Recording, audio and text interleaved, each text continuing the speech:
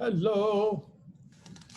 One of the things that came in on a question was about the kids that are in virtual school, requiring to be on a computer, iPad, tablet, whatever it is, for 7 hours plus a day, because all this craziness of the fake stuff and the globalists that are trying to take over and take down the country, and the real problem behind the problems. And they're wanting to know what to do for detoxing the extra EMFs. Well, that's kind of the wrong terminology. You don't detox EMFs. EMFs cause chaos in your system. So you want to do TKM to regulate back out that chaos, to get things back in order, rather than detox. If it was detox for EMFs, then maybe you could clean your liver or your kidney, or take some activated charcoal or this, that, or the other. But you know, that doesn't work for EMFs. It doesn't have any impact for EMFs whatsoever.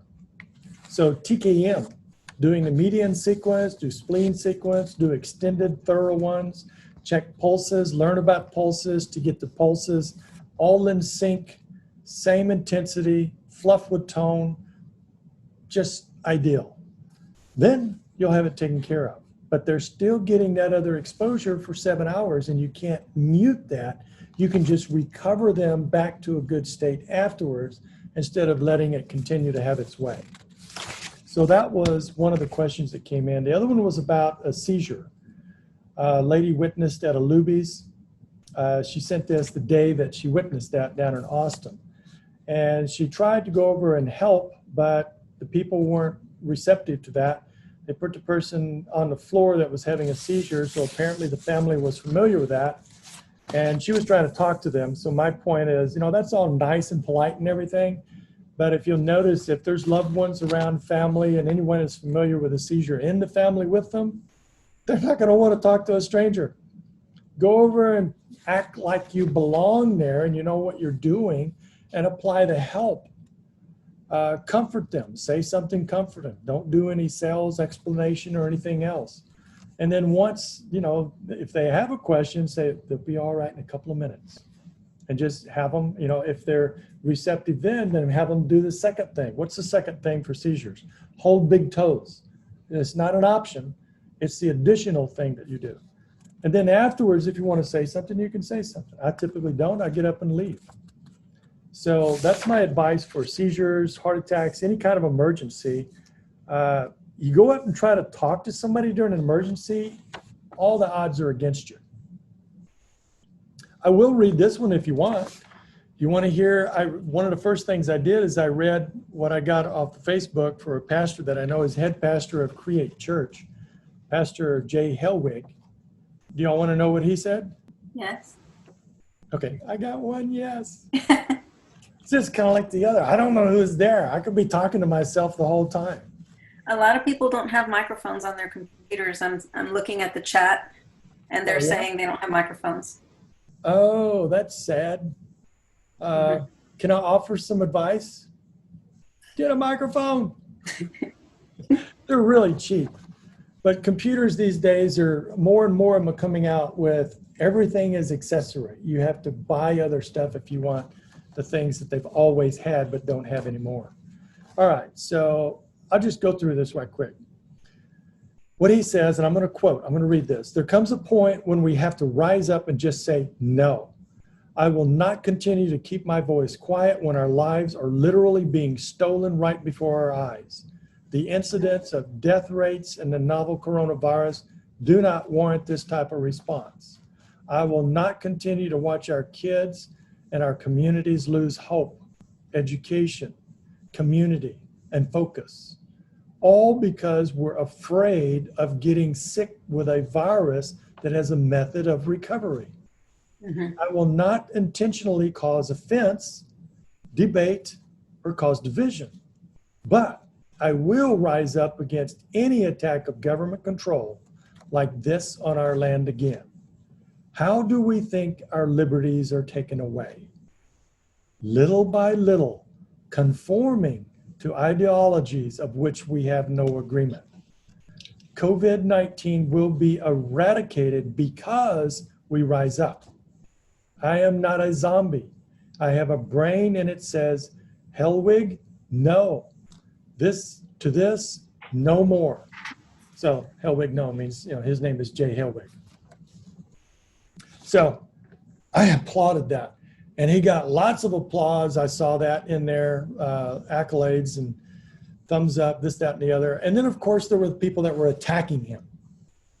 Now, those are there's a couple of categories. The word is ignorant, meaning they don't know. They don't have the information. They've been lied to, like not just country, the entire world. Or they've drank the Kool-Aid and they actually believe that what these globalists want to do, and this is a first step of it because this was planned long ago. And it was planned to activate last year. They have pamphlets, documents, board members, all of this stuff that I've got on the other site that you can access that shows you exactly their own words and everything. And they call it I'll call it an experiment. But they explain in this experiment, it is a lethal experiment. And they want to have the impact on businesses, community, finance, and schools and churches and all these other things. So this is what they have orchestrated. I know of one person that is against it from insiders and government intelligence that works for, forget this left and right stuff. There's no left or both the left and right are in the bag. Both the left and right were in agreement to do this. And both the left and right have been spying on the country and the nation and also moving towards globalization in one world. And I only know of one in power that is not doing that. And even when they were offered as a president to avail them to all the stuff they need to get the dirt on their enemies and to spy on this person and that person, they rejected it and said, no, I will not operate that way. So we got a wild card in office, President Trump. And I know people are crazy because of the fake news and everything out there, but guess what? Why don't you try investigating some other things and not check out sound bites or commentaries and find out the facts and data for yourself before you form a solid opinion. I'm not crazy about the guy, but I tell you what I'm crazy about. I'm crazy about what he's done for this country. And if you don't agree, then you've got some false information. I'll just put it that way. So these are the other thing that was very, very important that I mentioned. Where is that note? This is happening tonight. I'm sorry for late notice, but I didn't get notice till last night. And that is where did that go? There it is. Now this is an address, so write it down, pandemictownhall.com, pandemictownhall.com. This is a meeting tonight online across the country, 7 p.m. Central Time. You can go to that address, pandemictownhall.com, and it will give you information. I have gone there. Some of the top doctors across the country are going to be speaking tonight. And what they're calling for primarily is all pastors, priests, rabbis, all leaders of faith to join in. Register and join in tonight. It's trying to appear to the fearless church. It also wants all MDs to join in. So that's at Central Time. I would advise doing that. This is the first one that they've done. The information, I know some of the information they're going to present, and it is what we need that's unfiltered by media. Everything is getting filtered by media. If you have gone on and checked out the verified information and stuff that I have on the preparednessinfo.org site and go to updates and check out those things rather than view a few minutes and say, I'm not interested, or I already know that, and really check it out, you're going to find out the facts from the inside people, the documentation and everything else of what really truthfully is going on. And we need to know that. Because I'll tell you, on this planet, our hope is the church. Our hope is for the godly leaders to rise up and do something. Ultimately, our hope is in God to intervene.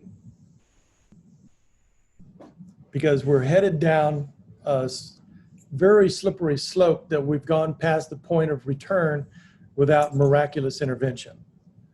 So I want to know what your questions are today. What's your questions? What the sequence on the board is for. Okay, that is low back pain. It is, if you see the line, you see how the line is drawn? I'll tell you, the line is about if there's two people. If there's one person, you go step 1, 2, 3, 4, 5. If there's two people, one person is doing step 1 and 2, and the other person would do step 3, 4, and 5, as in 1, 2, and 3. And before long, hopefully next time, we'll have low back pain number 3. All right. There it is. Yes. All right. Just don't send that to anyone. Oh, never, never. Email us and we'll send you a copy of it. Okay. We do want to get that out to you. Okay. If you notice in the diagram here at the 23, this area, that is an area of pain. And if you'll notice in the sequence, on the first step, you're going to the 23.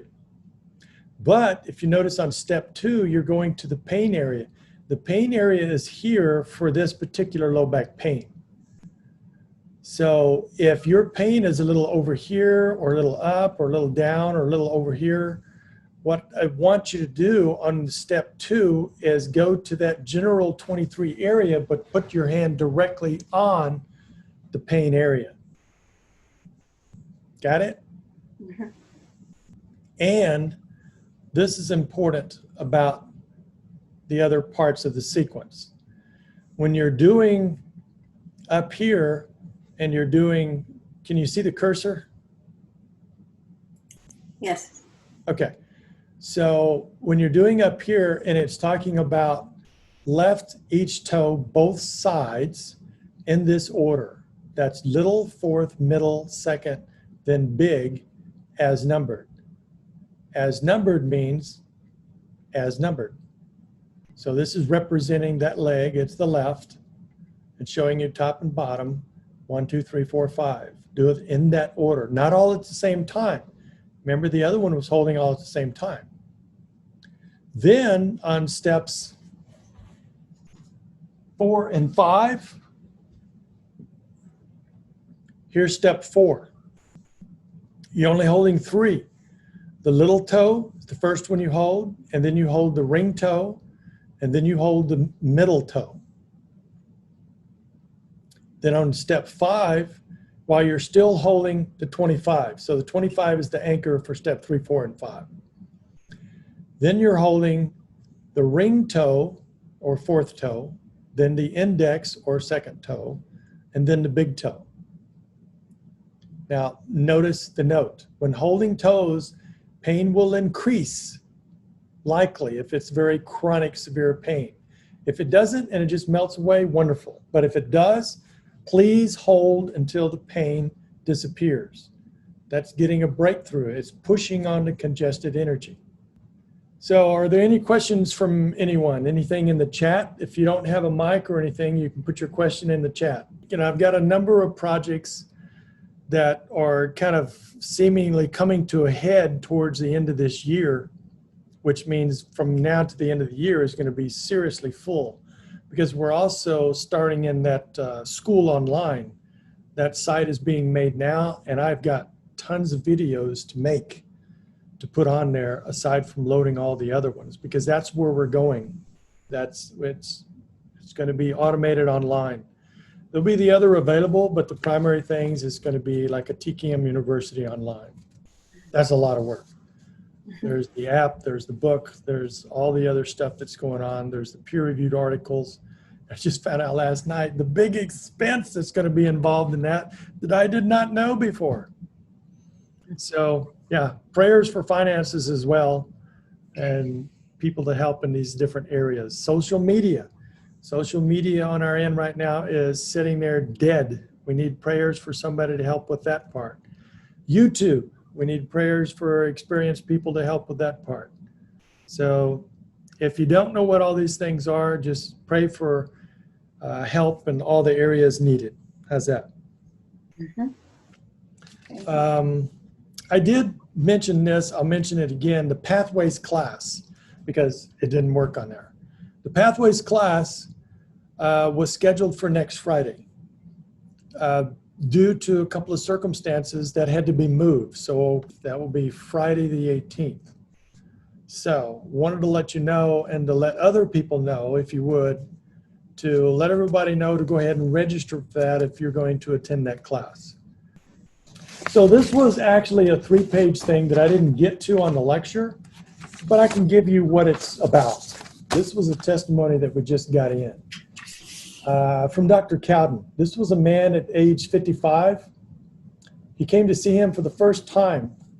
And I'm going to summarize this. I'm not going to go through all this stuff. He walked into the waiting room where he was, and he was leaning over, perspiring profusely and grasping his chest. And he was having a very difficult time breathing. And he commented that, "I feel like an elephant sitting on my chest." Well, when you do that in a cardiologist's office or around a cardiologist, what are they going to think? You're having a serious heart attack. So they wrote him immediately into the room where they have an electrocardiogram and electrocardiograph. And they ran the test on him. He said to get some pictures immediately, get some nitroglycerin in him, get some oxygen on him, start an IV, ... And they got the picture, and they showed that about half his heart was not functioning. It was just fluttering. And the left coronary main artery, what they call the widowmaker, was just fluttering and not contracting. He was in a massive heart attack, not just a regular heart attack.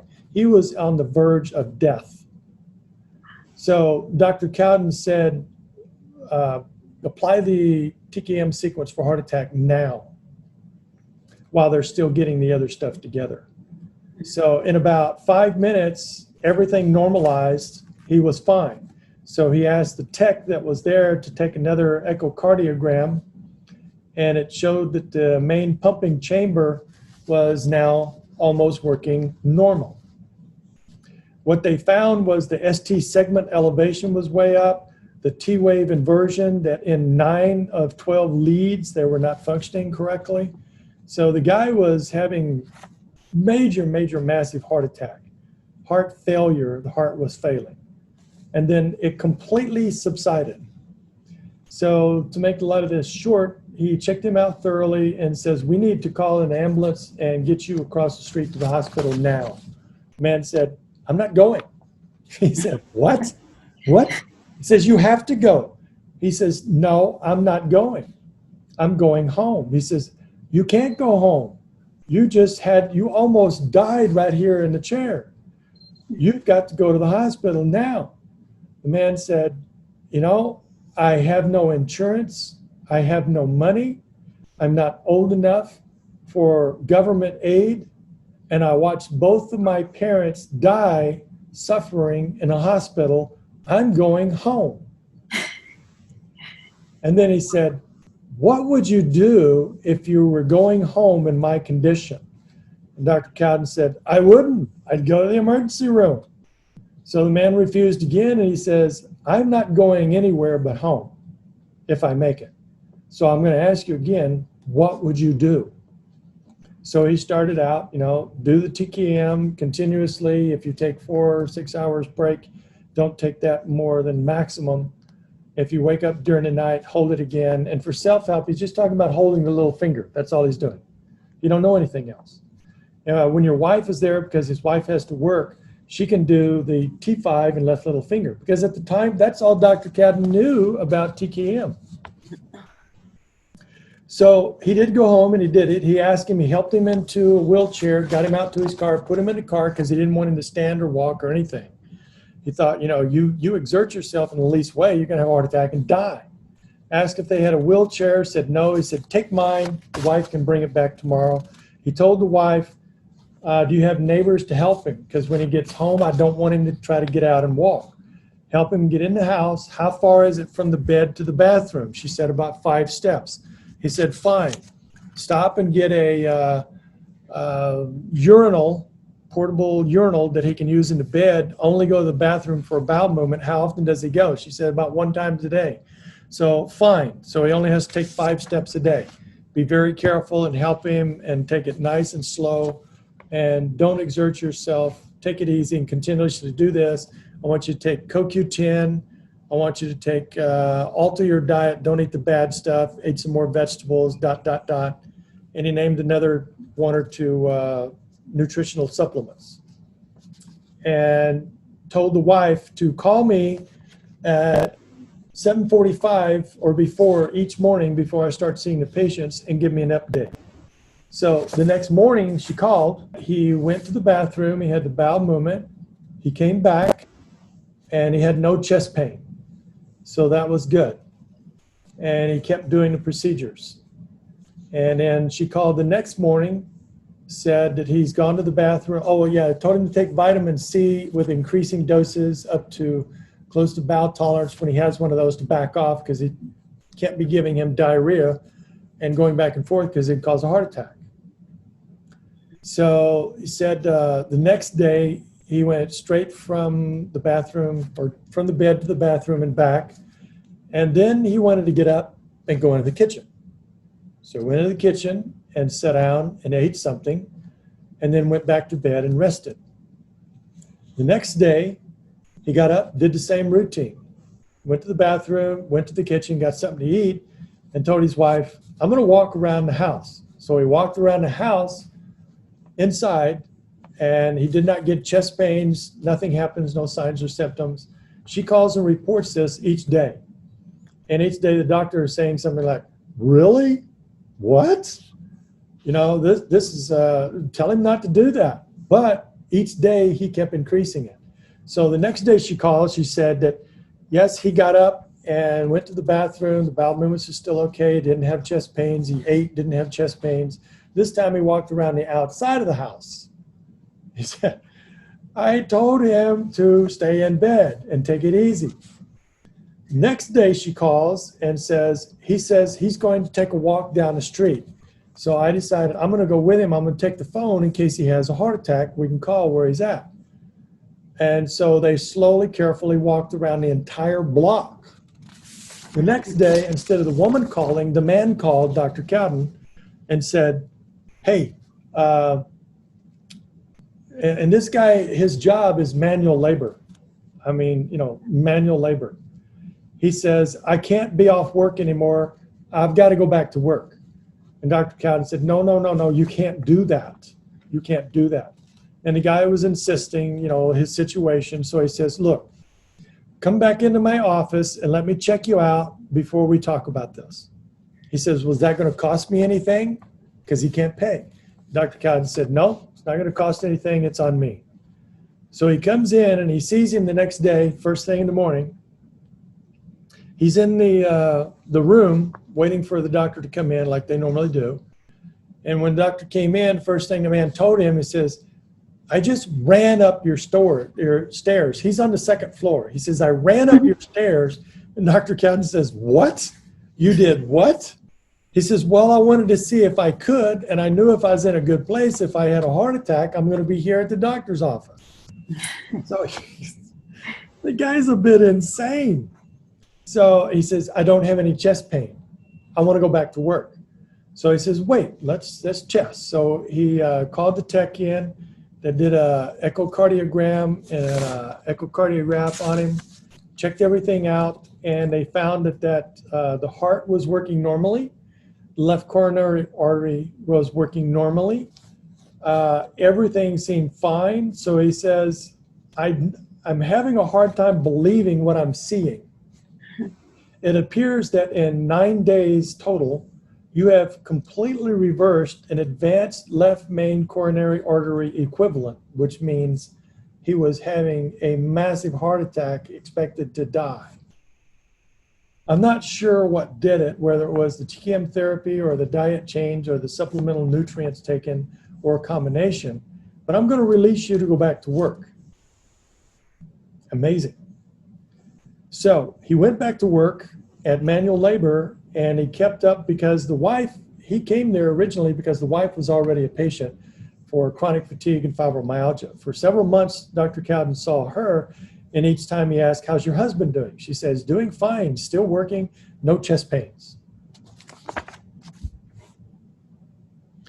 Now, if you think that in that period of time that it was a change in diet or some supplements or something else, That is your right to choose so, but no, that's TKM. And I am amazed, even for TKM, that is miraculous for not doing the sequences that I would suggest and only doing that step. But the amazing thing is that step has a direct correlation to the heart and those main arteries that are attached to the heart.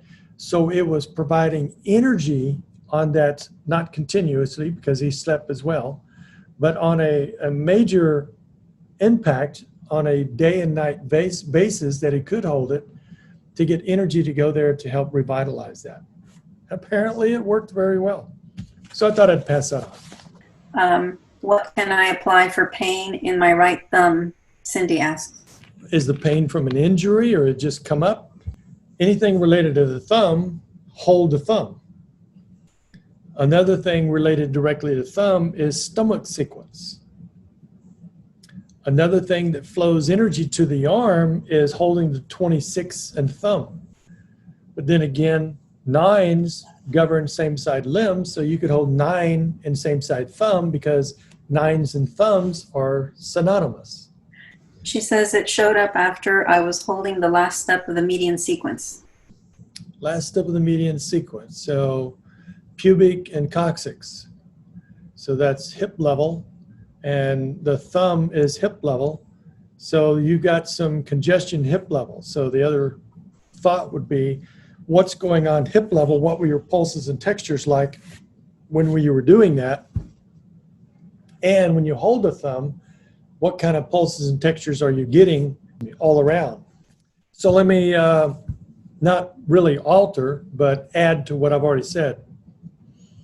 That being as though it activated at hip level and thumb is hip level, you know, in the books when you see, you got chest level, that's for arms and body, chest level, waist level, hip level, and that's where the thumb's at. So it could have been any finger. So it's a first stratum or possibly a large intestine, because large intestine comes down and goes into both digits. So possible large intestine, and would be included with first stratum, primarily stomach. Spleen would have an aspect, stomach would be the priority. Pathways that are interfered with, but I would work 15s and 2s since you had congestion there show up when you were there. Or another thing you could do, because people love to simplify, is do that median sequence again, and when you get to that last step, hold it more. And when you're tired of holding it, hold it a little longer and see what your thumb does. Basically, hold it until your thumb quits. If your thumb doesn't quit, just to cover some bases here, then I would hold thumb and those other steps that I was talking about. One of the things that you could hold with it would be the 15. So one of the things you can do is you can hold the 15 and hold the thumb. So you can't hold your own 9, but somebody could help you with that, but you could hold opposite 14 and thumb. So there's lots of options there.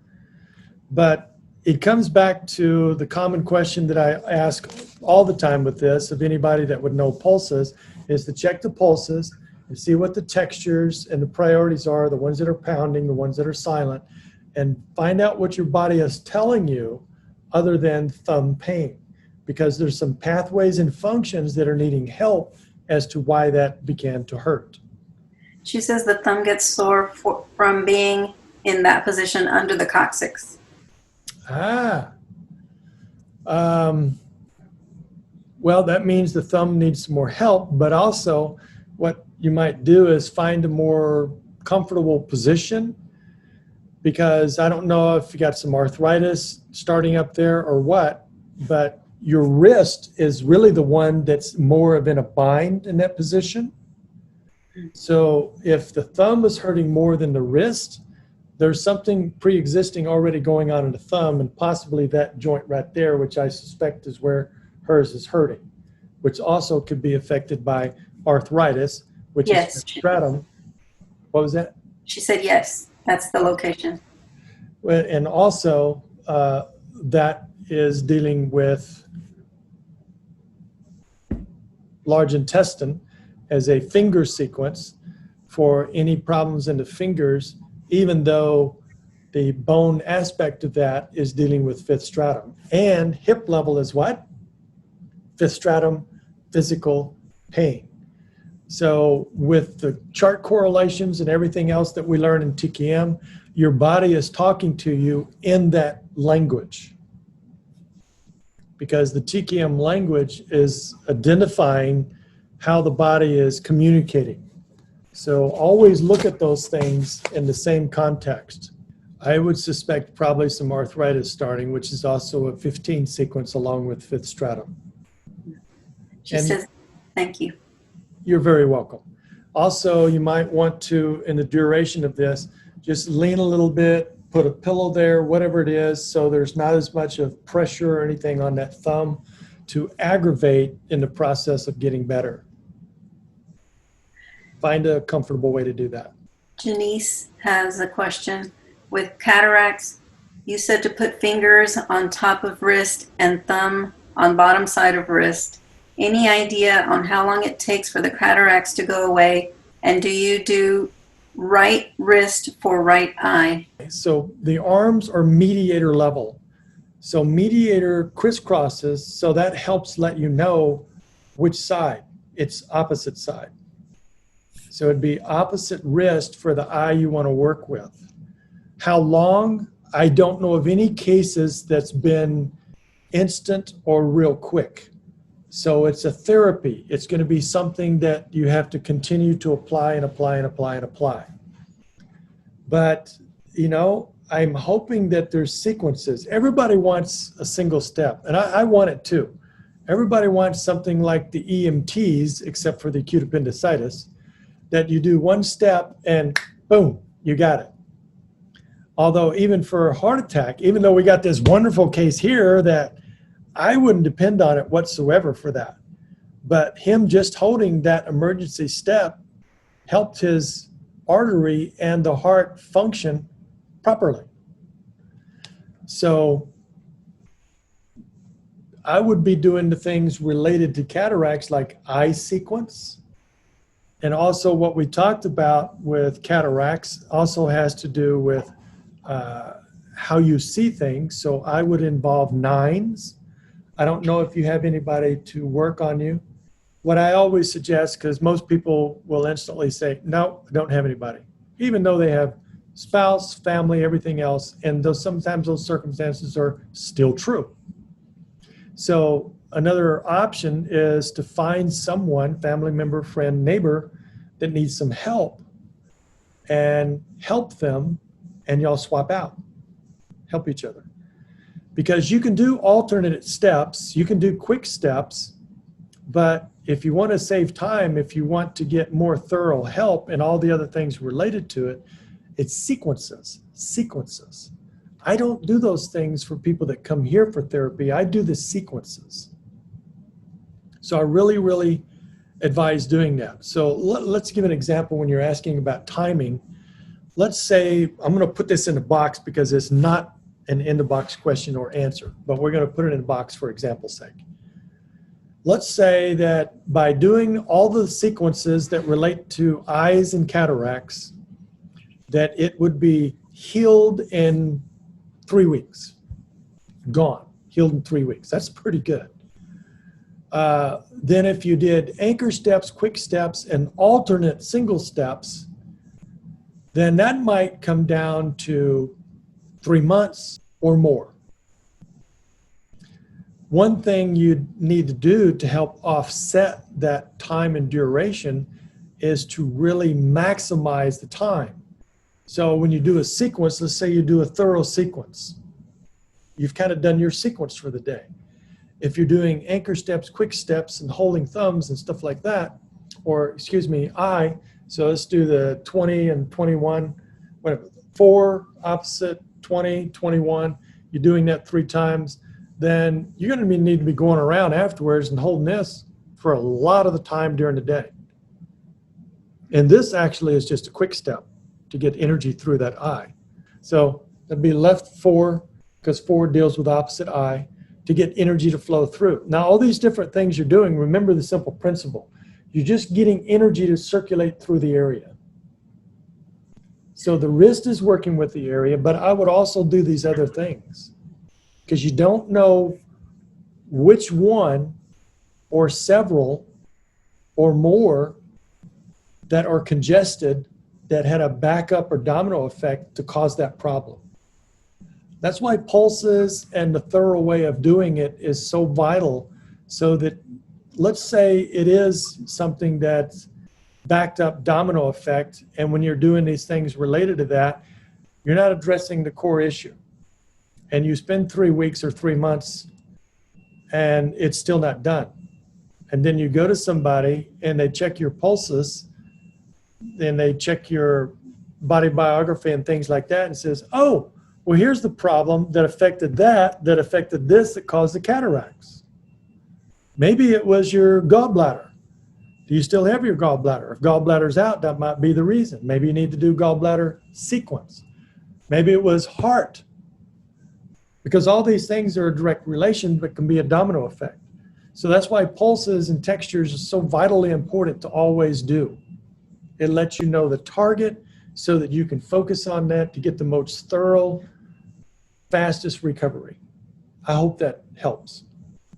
What's the difference between holding the fore and opposite eye and the axilla and opposite eye? An additional correlation. So the axilla is a direct correlation to the functioning of the opposite eye. The center of the armpits is synonymous, its condition is synonymous with the opposite eye's functioning. And when there's really, really chronic stuff, you can find a knot to 3 knots in your underarm, in the center of your underarm, and that's telling you you got eye problems, or you will soon develop eye problems. But the fore is the pathway crosses over, and it is another, because you got 144,000 functions, and they're all tied in together. So it is very complex. The fore is another aspect that has a direct relation to the opposite eye. If you'll notice that it also deals with vision, and when you're dealing with cataracts, you're not dealing as much with sight or brain function, because it's a film that forms over the covering of the eye. So that really is more with the eyeball and the front, that covering. Now let me say that you'll find in your books and other things that gallbladder is a big part of that. Let me give you an example. Gallbladder is a primary one that when you have those floaters in your vision, you know, that fluid that is supposed to be constantly flowing and moving in your eyes to keep them lubricated. And then you get debris in there, and that's where we often get those little specks in our vision, or the little floaters. You move around and you see them move, and you don't normally pay attention to them, but if you want to, you can kind of see them there, and then they curl around. You know, you move something that does that. It's in that fluid. And gallbladder is what cleans that. I've worked with people, and they have big black spots that they can't see. And they say, oh, what is that? What's gone? While I'm doing gallbladder sequence, it cleansed the eye. Nice. And those floaters were gone. The black spots were gone.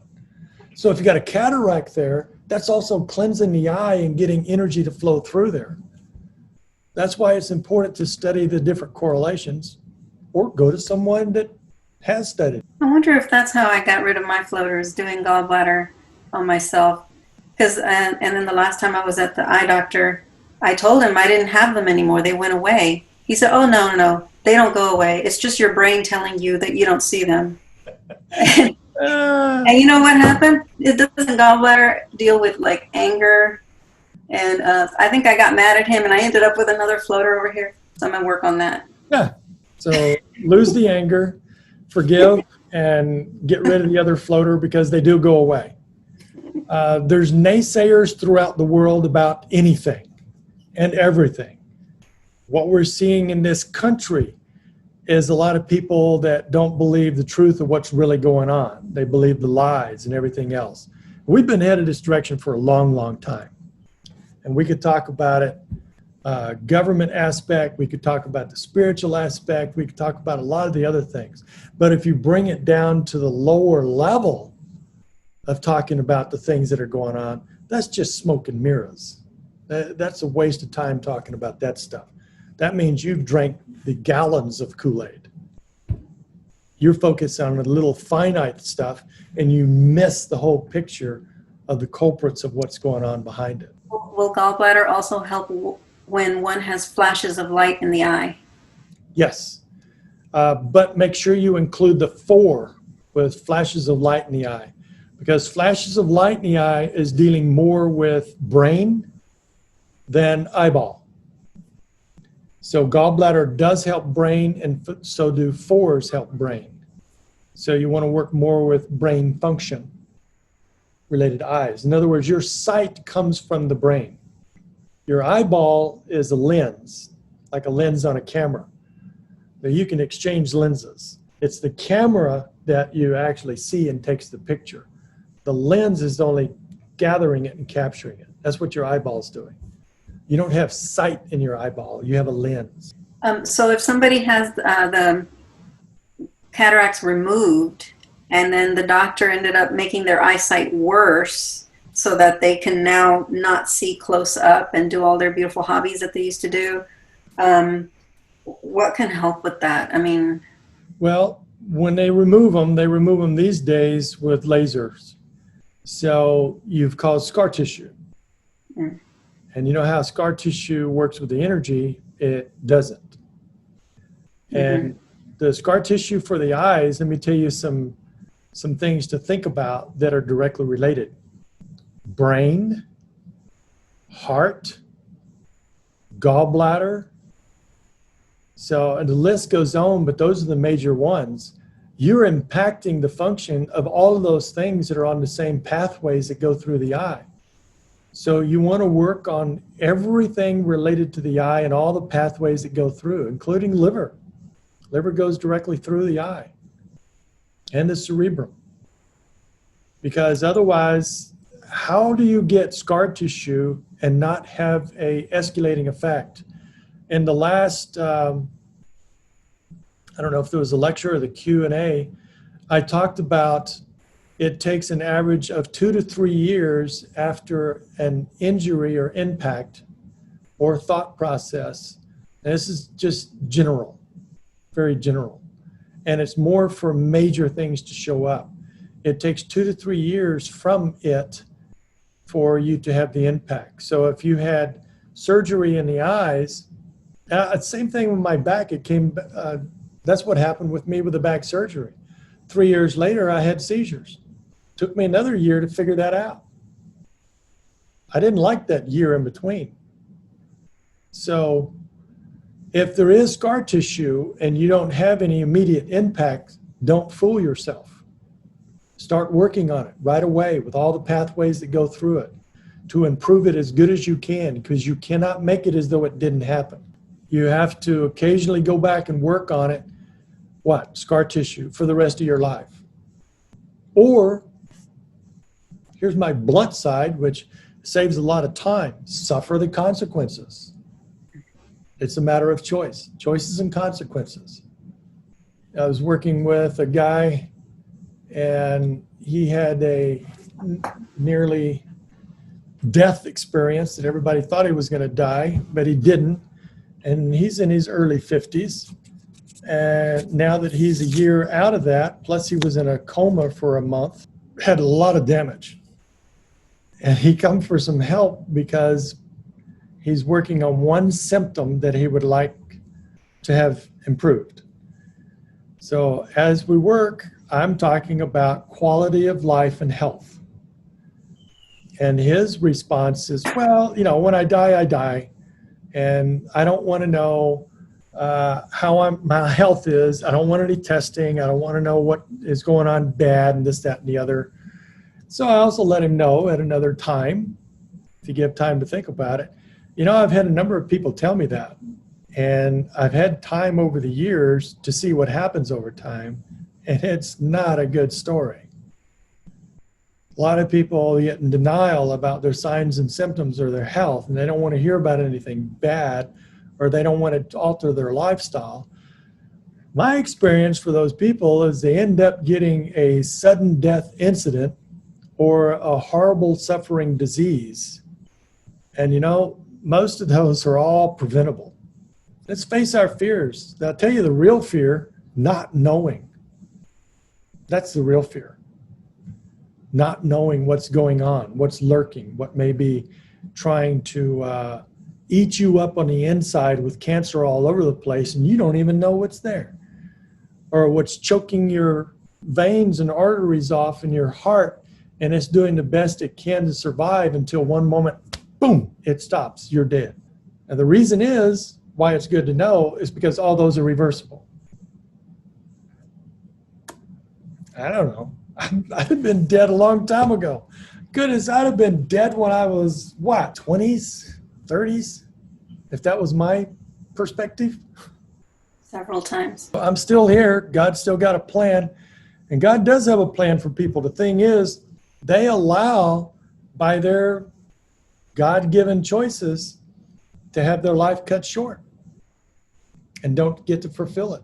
I see one that says, what are the pathways to work on for scar tissue for hernia repair? So the first primary one is, for scar. So there's been surgery. So 15s are vital to keep open, get open and keep open. You can also do a plumb line through the scar tissue. I'll give you outside of TKM, but with understanding of energy. Get a little laser pointer, and work that directly on the scar tissue, touching it at a 90-degree angle, like one of these little guys, and work it at a 90-degree angle, not out here because most of that will reflect off the skin. So have it directly on, are y'all seeing anything? So directly on the skin and very, very, very slowly move it. This is like a 5 milliwatt. You could get red or green. Studies now say that green is more penetrating. It's artificial stimulation of energy. You want to go through the scar tissue from one end to the other and then back through it at least one time a day.